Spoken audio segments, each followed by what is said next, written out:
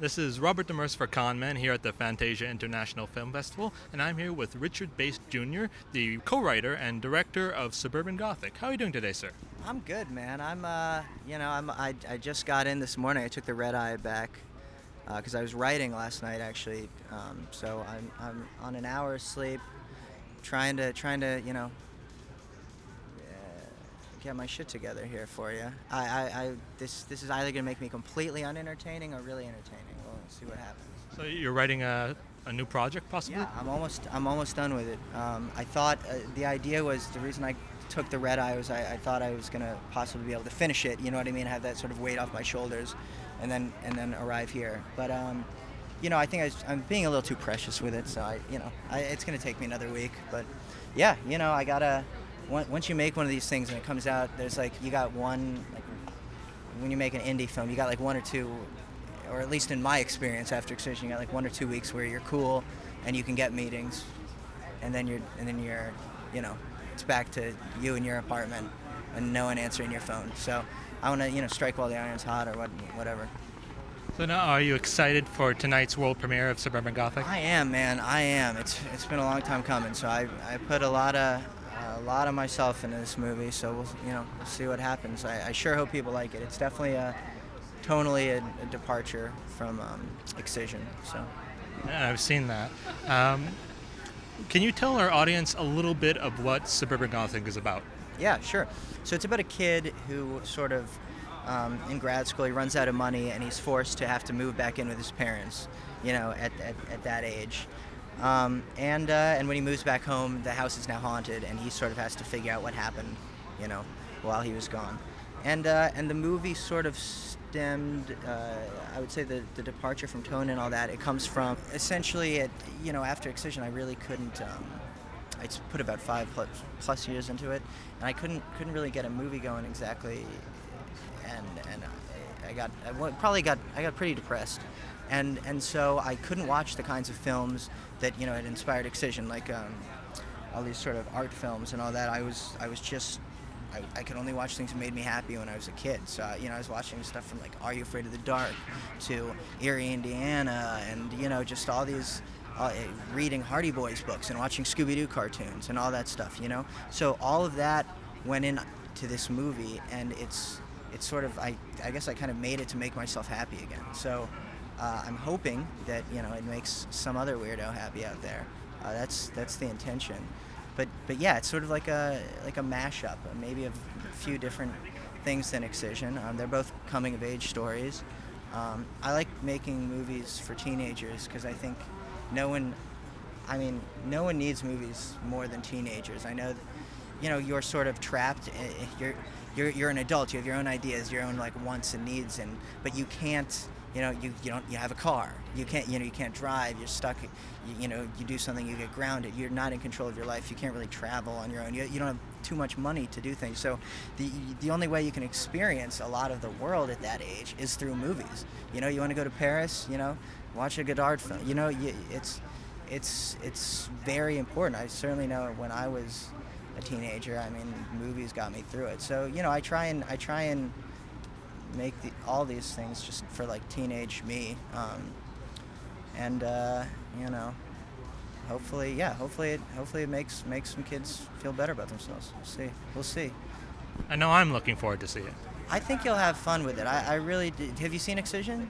No, I have not seen that yet. Excision's a much darker film. This one is, it's really sort of, I approached it kind of like an album, in the sense that, if you were to buy an independent rock and roll album, your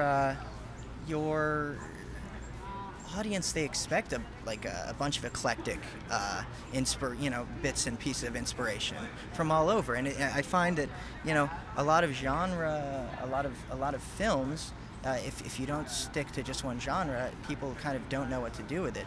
And I think that's just a mistake. So I approach it sort of like a mashup album, because I think you can have all these influences as long as you keep the tone consistent. Okay, so it's my job to create that through line so that it ties everything together tonally.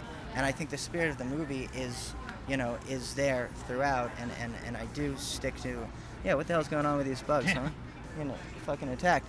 But But yeah, it is very much sort of a genre mashup, and the through line is the sort of the tone. It's sort of a children's film for nostalgic adults, honestly. So how was it to bring a more comedic take to your writing and directing in this new film? Yeah, I mean, it's not so much with Excision is definitely a comedy, just much darker, much more deadpan. The approach was, it was supposed to feel like I was back in my parents' backyard with my friends and a high-8 camera, and we were making movies, and it was, and we had a whole life ahead of us, and you know what I mean? And it's just supposed to fall in love with making movies again. That was conceptually going into it, that was the idea. Um, you know, and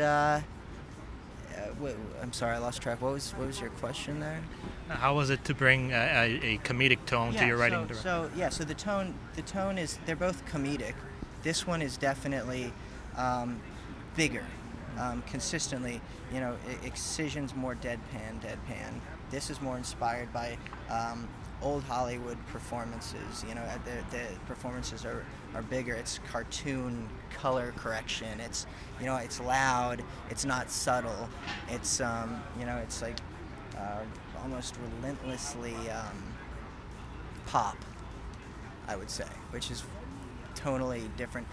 The filmmaking style, I adapt to the material. You know what I mean? To the material. I don't sort of just do one thing consistently. Many of the actors from Excision return for Suburban Gothic. How was it to bring so many of the people that were a part of your first film into this new one? Well, I wrote the part. I wrote Goobs. I wrote the part for Goobs, and that the movie was conceived with him in mind for the lead, and then. Because like I said, he's one of my best pals, and it was supposed to feel like I was back making a movie with my friends in my parents' backyard, and so, and then Ray, I don't see why Ray's not in every movie. That's a big problem I have with most movies I see. Ray Wise isn't in it, and I don't think I could ever make one without him. You know what I mean? I'll watch anything with Ray. He's he's like one of my heroes. And I still don't believe, I'm amazed that any of these people talk to me. I just try and cast my heroes and stuff. If you told me a few years ago that I would ever even meet John Waters, I would have said no fucking way. But they've all been very supportive to what I'm trying to do. They're all great people, so I'm super super grateful for it. What would you say was your most memorable moment from the production of Suburban Gothic? Goodness, most memorable moment from the production. It's tough. I would say,